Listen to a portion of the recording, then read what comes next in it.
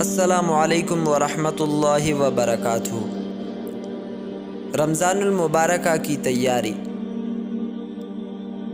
قیام اللیل کی عادت، مصروفیات میں کمی،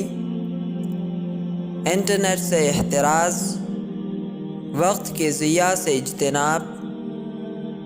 نفلی عبادات کا اہتمام، نظام الاوقات کی ترتیب، کاموں کی تنظیم، قرآن مجید کی تلاوت، صدقہ کرنے کی عادت، بچوں کو صدقہ دینے کی عادت، مسجد میں ٹہرنے کی عادت، اشیاء ضرورت کی رمضان سے پہلے خریداری، گزشتہ روزوں کی قضا،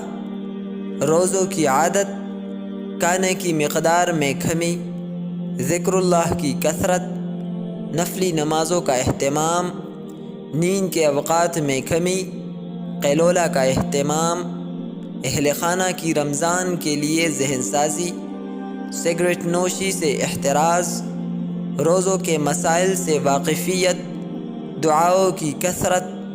اخلاق کی درستگی، نیت کی درستگی، دل کو اللہ کے لیے فارغ کرنا، توبہ کرنے میں جلدی، دوسروں کو درجہ بالا امور کی دعوت۔